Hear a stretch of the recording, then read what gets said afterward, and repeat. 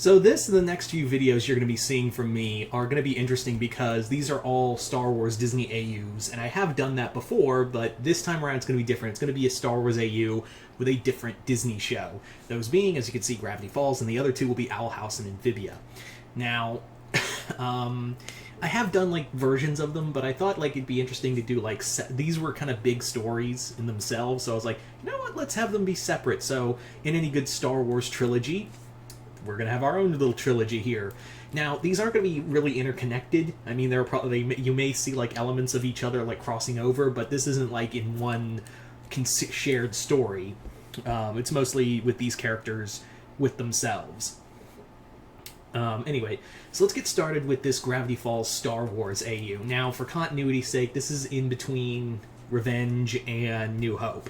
So it's in that 20-year span, and we are in a forced mining planet where the twins are basically living with their, with their great uncle Stan, and yeah, they do, they basically are under the heel of the mining guild.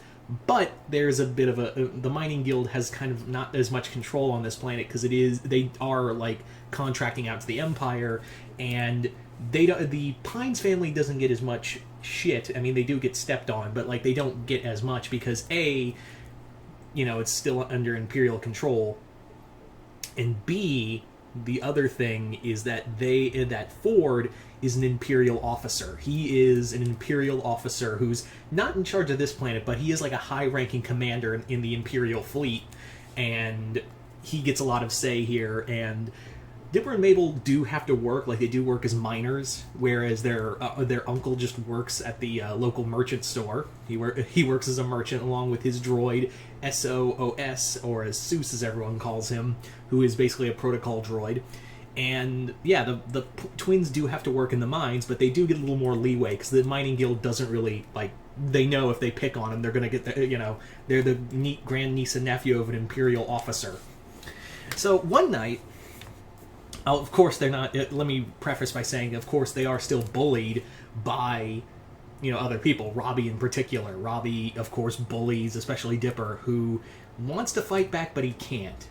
Now, this story. So as the story continues, one night, Ford comes over for dinner just to visit, and he basically tells the twins, "Kids, you guys are just wasting your lives here in this mining colony. I know your Uncle Stan, my brother says you should just stay here. The Empire's no good, but there's so many opportunities here outside of this mining colony.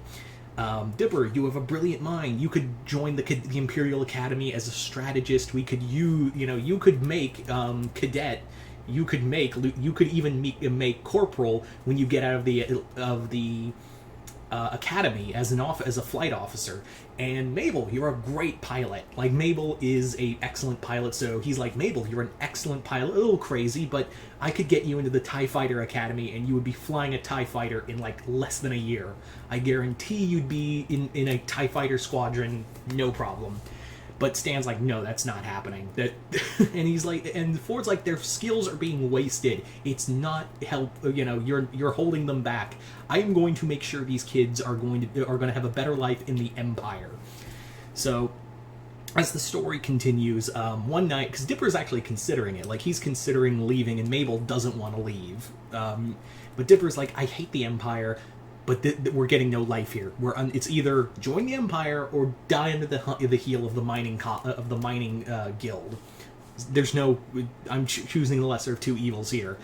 And then one night, a X-wing falls from the sky. An X-wing falls, crashes, and Dipper and Mabel are there. They pull out the pilot, and it's Wendy. Wendy is the rebel pilot, and they're like, oh shit. She better be dead because we cannot get involved with the rebellion. There is no way we can get involved. We have to report this to Ford. The rebellion is not good. So of course, Mabel convinces Dipper to like take her home and hide her. And what they find, they're going through her stuff, and like they find like a gaffy staff and a bolt rifle, like a cycle rifle, like from the Tusken Raiders, and. What they basically discover also is a holocron. They discover a Jedi holocron among them. Now, Wendy is not Force sensitive, but I'll get to the story in a moment. So Wendy wakes up after her head's just been knocked around, and she's like, holy shit, I'm getting attacked by pirates. So she tries to attack them. Dipper yanks the blaster out of her hand and is like, stop right now.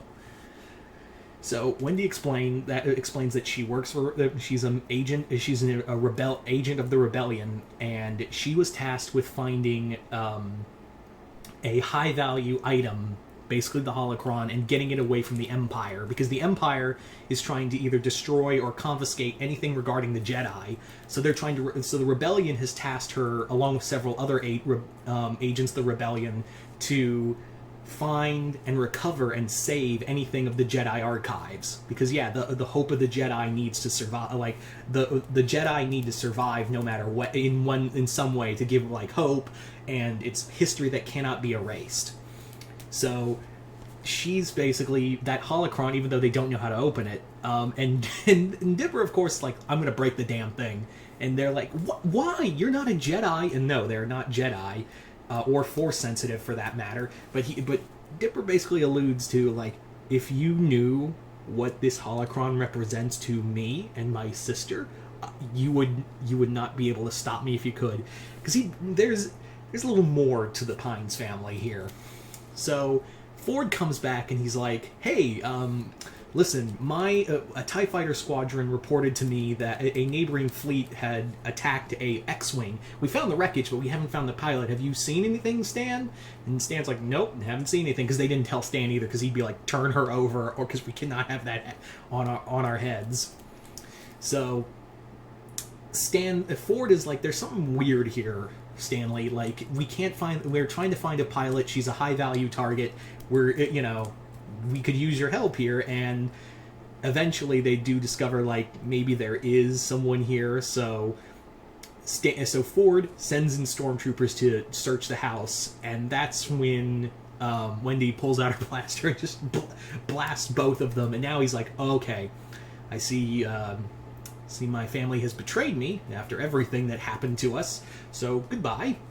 I'm going to be coming back here and I'm going to give you a chance to hand her over, but when I come back here by nightfall and you still make your choice, I will not be responsible for what happened. So Ford leaves, and that's when, Stanley's like, oh, God damn it, okay, we'll just do that. We'll do this the hard way. So Wendy's like, there's your two you're a protocol droid, an old man, and two young people. You guys cannot be, you guys aren't soldiers. And he's like, no, we were born for war. And that's when Wendy notices something under Dipper's arm. She pulls up his sleeve, and it's a Mandalorian tattoo. Yeah, the Pines family are Mandalorians. They're Mandalorians. And not just any, they were part of a very powerful clan on Mandalore. But here's the thing.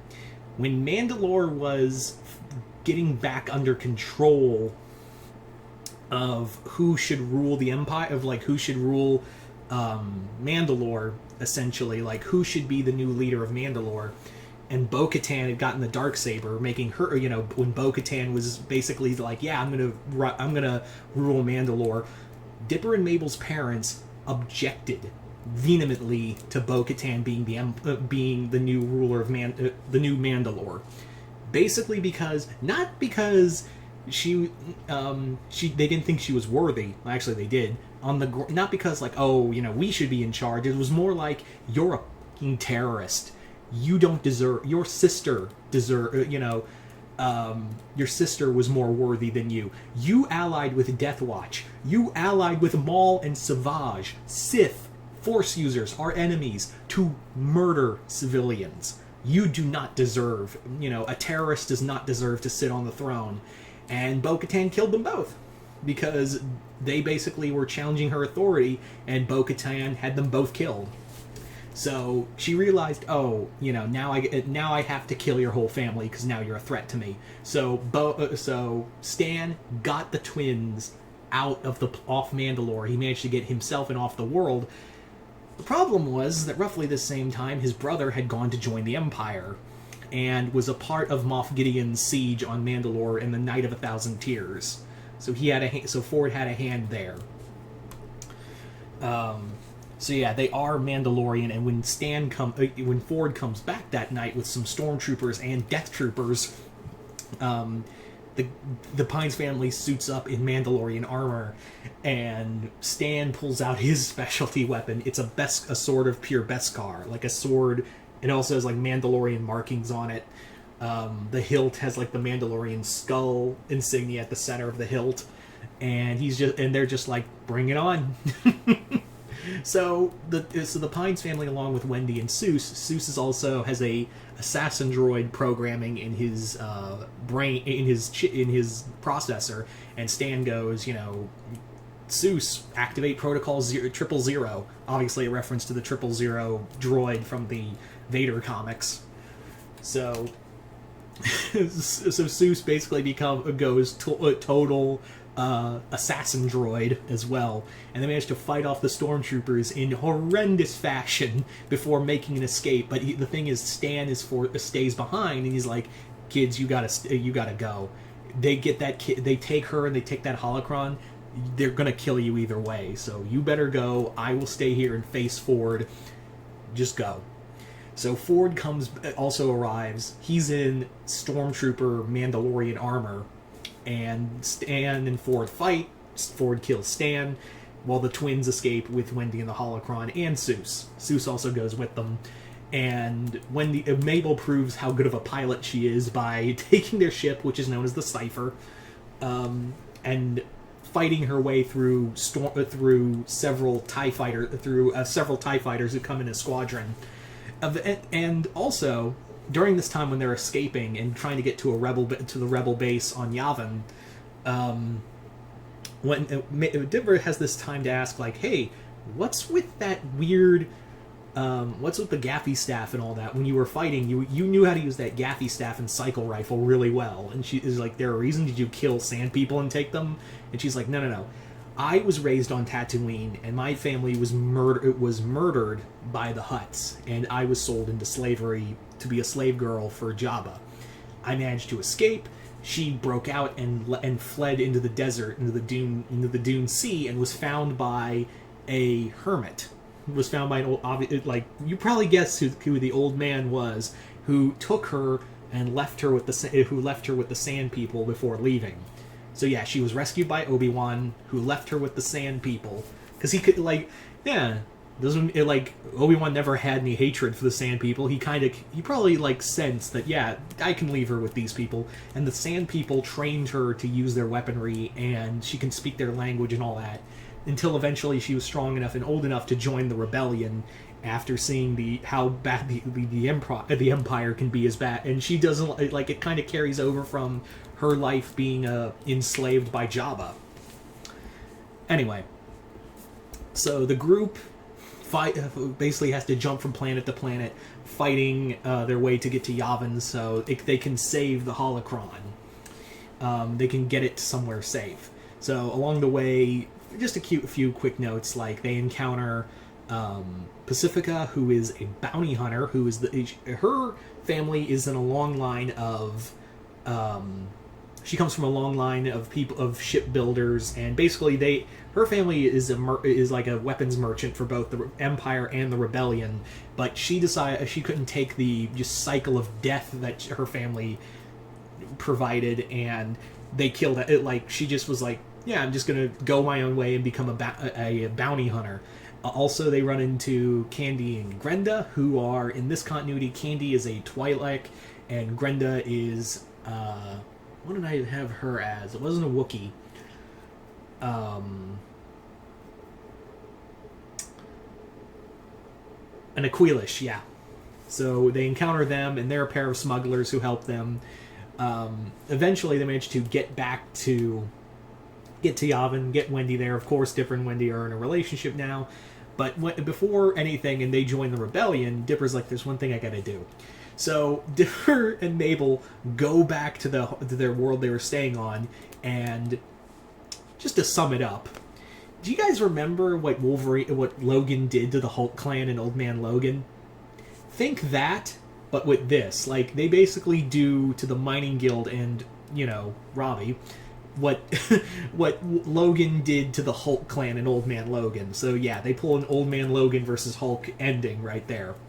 So there you go, guys. That is pretty much the first story for this series, for this little trilogy. Hope you all enjoyed it. And as always, if you haven't already, go check out my Patreon in the link in the description below. Other than that, I'm Mr. Multiverse. I'll see you next time in the Multiverse.